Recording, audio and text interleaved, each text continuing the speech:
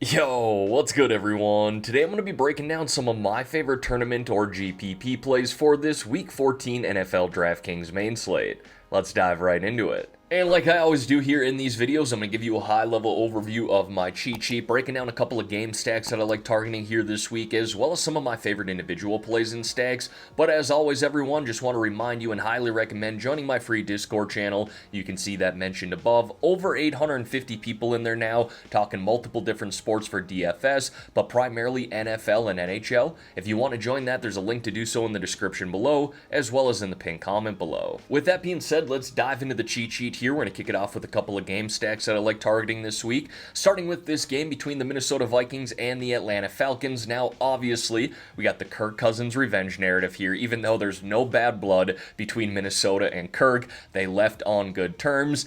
You could roll with that narrative if you wanted to, but I much prefer stacking up the Minnesota Vikings side anyway, with Sam Darnold and his top two pass catchers are two of his top three pass catchers. You can mix in Jordan Addison as well, but Justin Jefferson and TJ Hawkinson. And the reason I went Hawkinson over Addison is just due to the price savings here. Hawkinson at $4,300. I think he should be closer to the 5K range. Sure, he's coming off the knee injury. Sure, he hasn't played tremendous so far in the 4 games that he has played.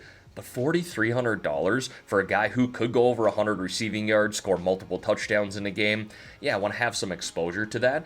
And then running it back there with Darnell Mooney. Now, if you wanted to go with Drake London or even Bijan, look, I have no problem with that, but Drake London is projected to be the 4th most popular wide receiver on this main slate, and Mooney isn't even close to that. So I like pivoting off of that from a tournament perspective, and Mooney's had some really nice ceiling games this year, and if you're going to beat Minnesota, it's through the passing game, and the Atlanta Falcons are likely trailing in this game as well, having to throw the ball a little bit more. So if you wanted to stack up the Kirk side, I guess I don't mind it, but again, really prefer the Minnesota side here. And then another game that I like targeting here this week is this game between the Bills and Rams, which has the highest implied game total on this Week 14 main slate, but for whatever reason, neither side of this game is projected to be very popular. I think Puka Nacua is coming in around 7% ownership in this game, and that's the highest owned player on either side. So if this game has the highest implied game total, and it's going to be low owned, I definitely want exposure to that in tournaments, and I like stacking up Josh Allen here with Khalil Shakir and Amari Cooper,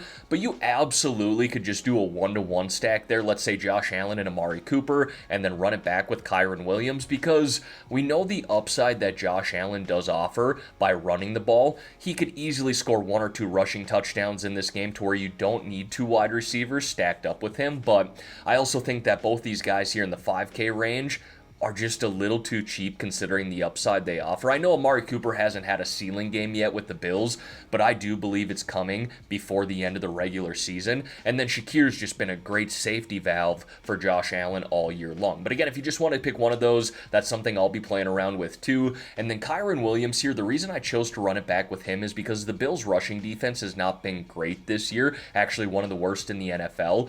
They have been better here as of the last few weeks, so if you wanted to change it up here a little bit and go with Puka Nacua or Cooper Kupp, I think both those guys should be considered as well. Now folks, before we dive into some of these individual plays and stacks here, if you could like this video and subscribe to the channel, I would greatly appreciate that. It's completely free to do, and every like, comment, and sub that you guys leave truly does help me out. Alright, now diving into some of these individual plays here, we're going to kick it off with the quarterbacks, and Jalen Hurts is coming in around 5% projected ownership this week. Isn't that just a little too low for a guy that's quarterbacking a team that has the highest implied team total on this Week 14 main slate, playing the Carolina Panthers, one of the worst defenses in the NFL? Sure, Saquon Barkley could go for 3 touchdowns and 200 rushing yards in this game, where you don't need Jalen Hurts. But what if the Philadelphia Eagles score 5+ touchdowns in this game? Jalen runs one in, throws 2 or 3. He might be the quarterback that you need to win a tournament. Now again, there's a lot of things that could happen in this game. The Eagles kick it out to such a lead in this game, he doesn't need to do anything, but considering he's coming in around 5% ownership, he's absolutely in play for me when it comes to tournaments. And then Brock Purdy here, a lot of people look at the Chicago defense and that secondary and think they're one of the best in the NFL, and they certainly started that way, but if you go look at how that defense has played over the last 3 weeks, they have not been great in that secondary. The 49ers have a sliver of hope getting into the playoffs as well. They're still going to bring it here this week at home. So Brock Purdy at $6,200.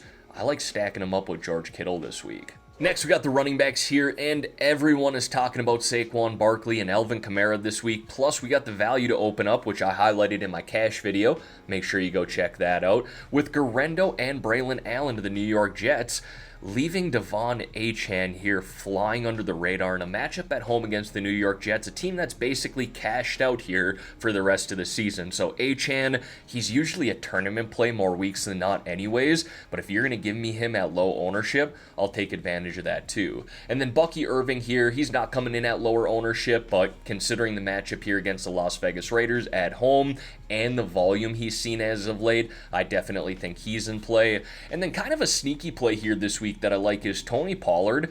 The Jacksonville Jaguars defense is horrible, one of the worst in the NFL. Pollard is one of those guys who could see 12 touches in a game or 28 touches in a game, and I'm leaning closer to the 28 side of things here in this matchup at home against Jacksonville. This should be a game that the Titans take a hold of. And then I got a few wide receivers there for you. Started off with A.J. Brown of the Philadelphia Eagles, and it's the same explanation as I gave you with Jalen Hurts. This guy is projected for 3% ownership this week. 3% against Carolina, one of the worst defenses in the NFL. This guy could definitely go for 100 receiving yards, score 1 or 2 touchdowns in this game, and really be a slate breaker. Look, if he was coming in around 20% ownership this week, I understand fading him.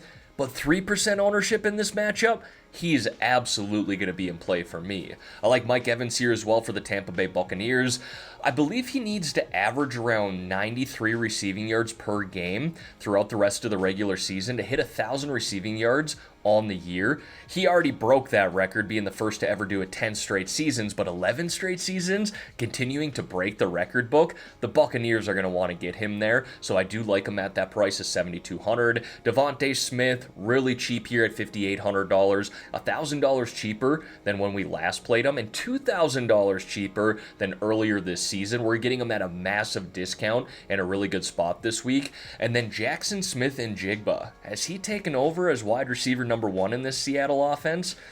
I don't know if he's done that quite yet. I think DK is still the guy, but he has been fantastic as of late, and I do like him in this spot here against Arizona. He played pretty well against them just a few weeks ago. And then when it comes to the tight ends this week, I really prefer to spend up at this position, not only in my tournament lineups, but my cash lineup as well. I highlighted both Trey McBride and Brock Bowers in my cash plays video, so again, make sure you go check that out. But considering both of those tight ends and McBride and Bowers are going to be super popular this week, George Kittle is flying under the radar here at $5,800. Again, the 49ers have a sliver of hope to make the playoffs.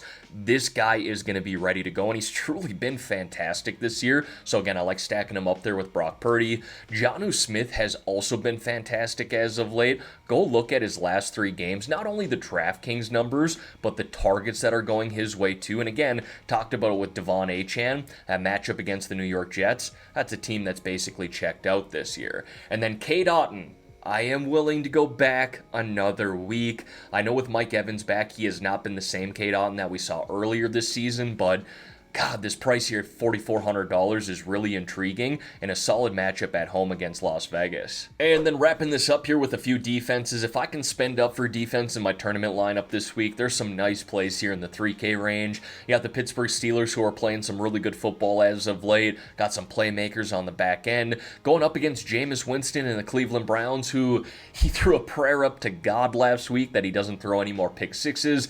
Maybe God did answer his prayer, but assuming that he didn't, the Steelers are sitting in a really good spot. Minnesota here at home. This is a defense that's dominated all year long, playing against Kirk O'Chains here this week. And then the Cardinals, I talked about this in my cash plays video. This defense has been significantly better here over their last 3-4 games, and I don't mind the spot at home this week against Seattle. All right, everyone, that is going to wrap up this video here for today. As always, thank y'all for taking the time out of your day to watch the content here on this channel. If you could like this video and subscribe to the channel, I would greatly appreciate that. Let's have ourselves a great weekend here, folks, and let's win some money on this Week 14 main slate.